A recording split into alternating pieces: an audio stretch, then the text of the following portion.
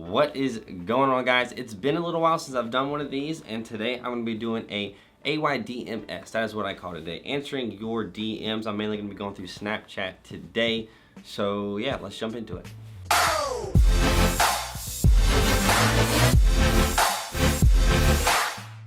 Now, I had a little bit of extra time today to actually sit down and do this video. That is why I'm doing it. Kind of just in a little bit of a different area. You know, normally I'm going to be recording over there, but for Q&As and things like that, I generally just like to sit down and read this because I'm literally going to be going through the DMs right now and answering them kind of as we go. All right, so my first question here from Snapchat is something that I haven't really talked about that much on this channel because I don't know that much about it personally because I've never been there, right? I only know what from people who have been there, their experiences, things like that, things that you can find on the internet, right? And so this person is basically saying, hey, I want to join the Army. Also saying things like his mom doesn't want him to join, whatever. But essentially he's asking if he should join West Point or go to West Point and use that as his route to joining the military and becoming an officer, and wants my thoughts on it. So basically, my thoughts on it are like one of two things.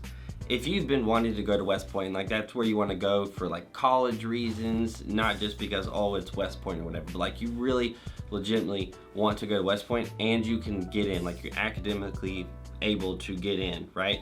Then yeah, do it. It's just like another college in a sense, but if you can make it in, then do it. The second thing is, if you're doing it because you think that if you go to West Point, you're gonna be like some awesome, just automatic officer in the military, that, in my opinion, is not the case, right? So if you go to West Point, by far and away, on average, you should be getting the best training as far as, you know, compared to ROTC and OCS and stuff like that to prepare yourself to become an officer. That is like the reason why the West Point Military Academy exists. But at the same time, a lot of that stuff is on you, and you can get really good training going through ROTC. You can become a great officer whether you do ROTC or if you do OCS or if you do West Point. So if you're worried of wanting to be the best officer in the world, going to West Point does not guarantee that you are going to be a better officer than somebody who did ROTC, and vice versa, right? So that all kind of falls on you.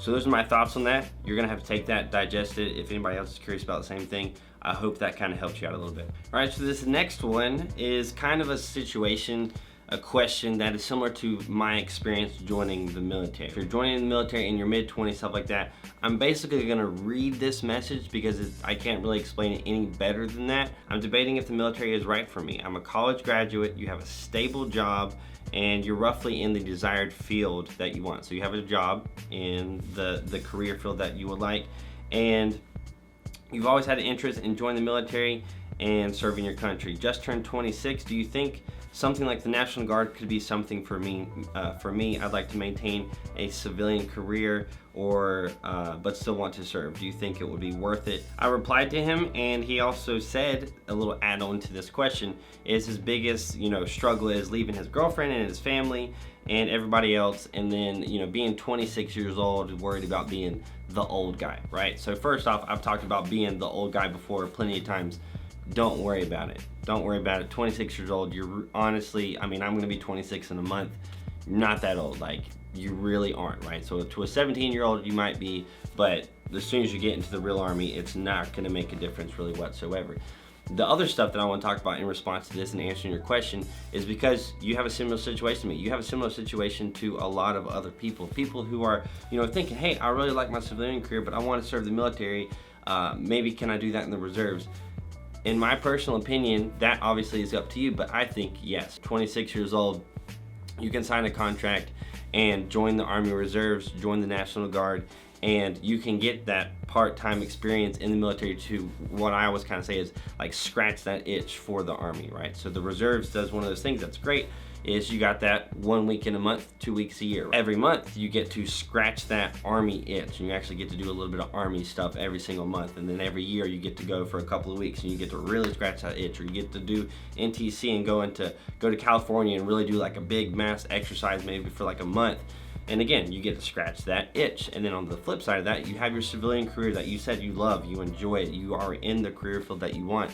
That is my scenario. I wanted to be a software developer. I am a software developer on the civilian side, and I do military or whatever in the reserves. Now, as far as you being gone, all right, and missing your family and things like that, that is something that you're just going to have to deal with. I did tell you in the DM that you should never join, right? So you should not join, you know, not being okay with deploying. Even if you do a 3-year contract, you should know, hey, if I deploy in those 3 years, I should be okay with that. And if it happens, then okay, it happens. So, you know, for you missing your family, if you get deployed, you're just gonna have to deal with that. But for the most part, when you do reserves and guard, a big portion of the time that you're gonna be gone is basic training and AIT. After that, you're good to go until you deploy. If you're like me and you wanna do ROTC, OCS, and go the officer route, right now I'm gone for 4 months at Bullock. But aside from that, if you're like, I'm a special case, but really it's basic training and AIT, let's say 6 months or so on average that you're gone, and then you're good to go. After that, it's just 1 week in a month, 2 weeks a year, and you just do that for a couple of years. Maybe you get deployed one time in that first contract, and that's it. In my opinion, yes, it does suck. And right now I miss my girlfriend being gone, but it does suck whenever you do miss family and things like that. But for the reserves and guard, like, it's hard to complain about it because it's just 1 week in a month, 2 weeks a year. Every now and then you might do something a little bit extra, be gone for like a week or something, but it's nothing too serious until you get deployed. And then when you do get deployed, just know that there's a lot of pros to that. You know, a lot of it could be financial pros and everything like that. And then when you are gone in the military, if you have a significant other, and again, I'm experiencing it right now, you're gone from your significant other. When you do get to see them, it helps you appreciate the time with them more. So you can kind of use it as a way to build up your relationship, build up the trust in your relationship, build up things like that, and just make you appreciate each other. And then at the end of the day, if you really, really do want to join, like I said, I suggest doing it, going in reserves or guard, because once you reach that age limit when you can't join, then you might regret it, and you kind of don't want to do that. And in my opinion, it's better to do it and then be like, oh yeah, I don't really like the Army as much as I thought, than, you know, not join and then just regret that for your whole life, and then always be that guy, be like, oh yeah, I was gonna join, but I didn't, you know, because of X, Y, and Z. For me, I didn't want that to be me. As always, one thing I want to mention, if you guys have questions and you ask them to me on social media, ask the question whenever you're sending that initial message, because especially right now, me being at Bullock, I have been answering far less DMs since I've been here. I've just had less time, and the time that I do have, I'm generally just calling my girlfriend, right? So I have a lot less time actually on the phone and answering DMs and stuff like that. So if you send me a question, asking me to answer a question, then it's a lot more difficult. Like, I might reply back, and then, you know, a couple days go by before I look back at it again, and there's a trillion other DMs, because I mean, I have like 1,500 DMs on Snapchat on my phone, right? So they kind of just pile up and they get buried down, right? So keep that in mind. All right, so this question I think is kind of funny.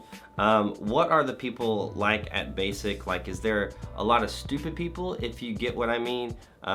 Because that's a big deal to me. He doesn't like being around people who are constantly doing stupid stuff, right? And getting everyone in trouble. So I thought that was kind of interesting, because there is an answer to it, right? And this is my answer to it, right? So you're gonna go to basic training, and there's going to be a bunch of immature people. There's gonna be some younger people. There's gonna be some people who are maybe not the smartest in the world, but at the same time, there's going to be people who are responsible. There's going to be people who are older, and there's gonna be people who are mature, and there's gonna be people who are actually legitimately really smart. For me personally, the dumbest people that I've met, I mean, in my opinion of dumb or not smart or doing stupid things and not having common sense, that kind of people, I've met them in the Army. But at the same time, the smartest people that I've ever met in my life are in the Army, like by far and away, the highest number of smart people that I've met in my life. Not at college. I didn't meet these people in college. I met these people in the Army, right? So you want to keep those things in mind. Yes, there's going to be some people who you're just like, you just want to like smack your head and be like, private, why are you doing that? But at the same time, you're gonna meet some really smart people. You can't get around that. It's just the normal world. In the United States of America, we have an assortment of people. Those assortment of people are joining the military. There's a reason that there's a ASVAB score, so you have to get a certain ASVAB score, so you can't just get like a 5 on the ASVAB, which means that you only scored better than 4% of people. You know, there's a reason why there is a certain standard, but at the same time, Some people just don't have common sense. That is going to be a thing, especially at basic training. You're not going to get around the fact of having that 1 or 2 people in your platoon that just seem to get everybody in trouble because they're just not thinking, or they panic under pressure all the time, and it just gets everybody in trouble. So keep that in mind whenever you're thinking about joining the military, or if you're worried about being around stupid people, right? There's going to be some people who don't have a lot of common sense, and there's going to be some people who are the smartest people by far that you will ever meet in your entire life. And I say entire life, I'm almost 26 years old. So in my 26 years, some of the smartest people I've ever met are in the Army. There are a lot of people who are asking me to ask a question. So keep that in mind, guys. There's probably, 10 people or so that I've read since I've been doing this video that have been asking me to ask a question. You know, they could have easily been featured, or their question been featured on this video. All right, so that is it for this AYDMS, answering your DMs. I hope you guys enjoyed it. I know I haven't been able to post as much. If you guys haven't noticed on YouTube recently, I haven't been able to post as much, and I haven't been able to reply to that many DMs since I've been here at Bullock. So I apologize for that. I've got like 8, 9 more weeks or so until I get back home, and then everything on YouTube is going to go back to the way it was. I definitely overestimated the amount of time that I was going to have to actually make videos and sit down, but the way it's working out, you know, if I were to edit a vlog or something that takes me 5 hours or so, that essentially is my entire week of free time. So vlogs are going to be more difficult than I had expected, but I'm gonna try to at least do 1 video a week. That is the goal right now, is 1 video a week. So again, that is it for this video. Hope you guys enjoyed it. If you did, hit that like button. That'd be awesome. If you would check out some more of my videos, hit the subscribe button. That would be even better. Follow me on Instagram and Snapchat if you haven't already. If you want to send me some DMs on there, some questions or whatever, feel free to do that. I'm gonna do my best to get back to people, but it's a little bit more difficult than it used to be. I hope you guys have an amazing freaking day, and I will see you later.